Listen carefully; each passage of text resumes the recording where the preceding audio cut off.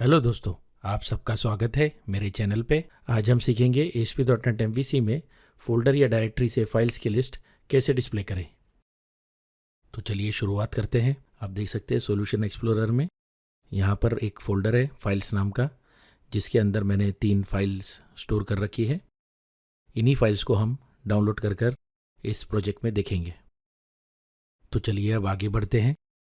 सबसे पहले मैं यहाँ पर एक मॉडल क्लास ऐड कर रहा हूँ। यहाँ पर मैं क्लास को एक सूटेबल नाम दूंगा।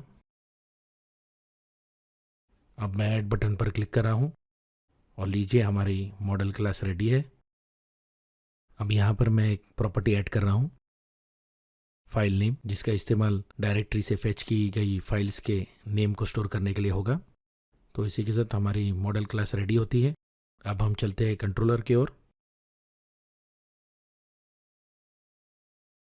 आप देख सकते हैं यहाँ पर एक कंट्रोलर ऑलरेडी मौजूद है, जिसे मैंने पहले ही बना लिया था।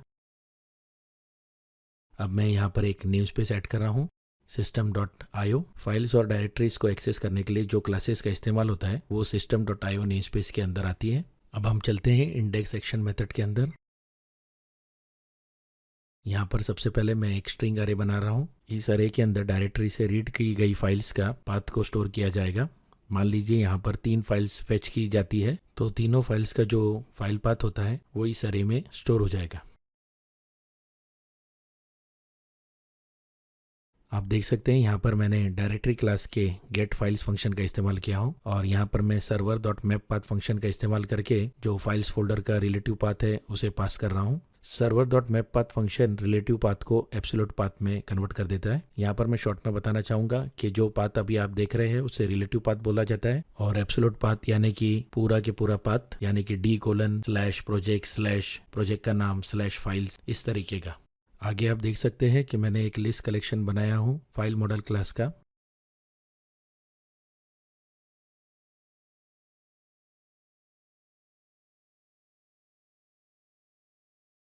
अब मैं एक फॉर ईच लूप बना रहा हूँ, और ये फॉर ईच लूप हमारे फाइल पाथ अरे के ऊपर चलेगा। इस लूप के अंदर हम फाइल मॉडल क्लास का जो कलेक्शन है उसमें ऑब्जेक्ट सेट करेंगे।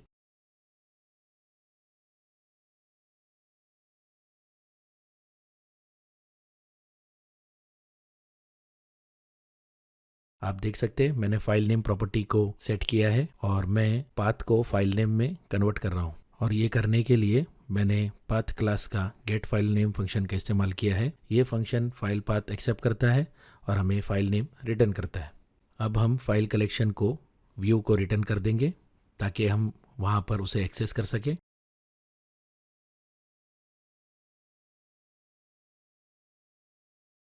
अब मैं एक व्यू ऐड कर रहा हूँ।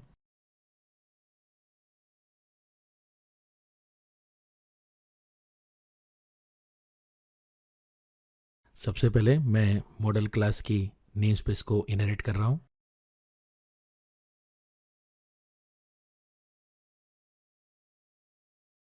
अब क्योंकि वहाँ से हम लिस्ट कलेक्शन सेंड कर रहे हैं, तो यहाँ पर भी मैंने मॉडल में फाइल मॉडल क्लास का लिस्ट कलेक्शन को ही मॉडल डिक्लेयर किया है।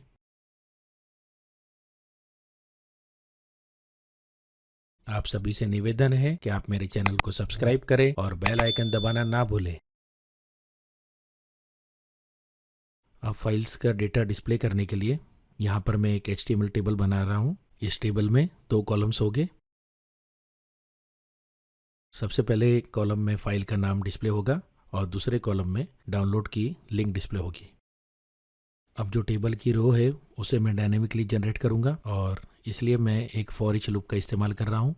आप देख सकते हैं मैंने फाइल मॉडल क्लास का जो कलेक्शन है उस पर एक लूप चलाया है, और लूप के अंदर मैंने 2 सेल्स बना दिए हैं। सबसे पहले सेल में, जैसा कि मैंने पहले बताया था, फाइल का नाम डिस्प्ले होगा।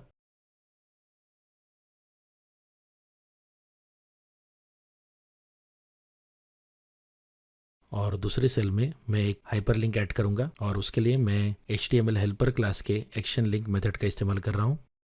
अब यहाँ पर सबसे पहला जो मैंने पैरामीटर पास किया है ये है लिंक का टेक्स्ट, जो कि है डाउनलोड। दूसरे पैरामीटर में हम एक्शन मेथड का नाम सेट करेंगे। एक्शन मेथड का नाम मैंने सेट किया डाउनलोड फाइल, जिसे हम आगे जाकर बनाएंगे। और तीसरा पैरामीटर है जो हम ऑब्जेक्ट सेंड करना चाहते हैं, यानी कि जो हमारा एक्शन मेथड है, जो पैरामीटर एक्सेप्ट करेगा, वो हमें यहाँ पर सेट करना है। अब यहाँ पर हमें जो फाइल डाउनलोड करनी है उसका नाम सेंड करना होगा, ताकि एक्शन मेथड के अंदर हम उसे फेच कर डाउनलोड कर पाए। तो चलिए अब हम चलते हैं कंट्रोलर में, जहाँ पर हम डाउनलोड करने के लिए जो एक्शन मेथड है उसे बनाएंगे। अब यहाँ पर हमें फाइल को डाउनलोड करना है, यानी कि जो हमारा एक्शन मेथड है वो फाइल रिटर्न करेगा। इस वजह से हमें जो रिटर्न टाइप है उसे फाइल रिजल्ट सेट करना है। और आप देख सकते हैं यहाँ पर फाइल का नाम एज अ पैरामीटर रिसीव हो रहा है, जैसा कि पहले मैंने आपको बताया था। यहाँ पर सबसे पहले मैंने एक वेरिएबल डिक्लेयर किया है पाथ, और मैं फोल्डर का पाथ और फाइल नेम को कॉन्कैटिनेट कर उसमें स्टोर कर रहा हूँ। मैं आपको बताना चाहूँगा कि इस वीडियो पर आर्टिकल ऑलरेडी मैंने पोस्ट कर दिया है, आप उसे डिस्क्रिप्शन में दी गई लिंक के जरिए जाकर चेक कर सकते हैं। साथ साथ वहाँ पर आपको सोर्स कोड की डाउनलोड लिंक भी मिल जाएगी। और यदि आपको इस ट्यूटोरियल के रिलेटेड कोई डाउट है तो आप हमें फोरम पर पूछ सकते हैं। अब यहाँ से फाइल को रीड करने के लिए मैंने रीड ऑल बाइट्स मेथड का इस्तेमाल किया है, जो कि फाइल क्लास को बिलोंग करता है। और इसे हम फाइल का कंप्लीट पाथ, एब्सोल्यूट पाथ पास करते हैं, और इन रिटर्न हमें बाइट अरे मिलता है, जो कि फाइल का डेटा होता है कॉमन वर्ड्स में। अब फाइनली आप देख सकते हैं फाइल फंक्शन का इस्तेमाल करके मैं यहाँ पर फाइल को रिटर्न कर रहा हूँ। सबसे पहले पैरामीटर में मैंने जो हमारा डेटा है बाइट अरे उसे पास किया है, और दूसरे पैरामीटर में मैंने फाइल का जो माइम टाइप होता है उसे पास किया हूँ,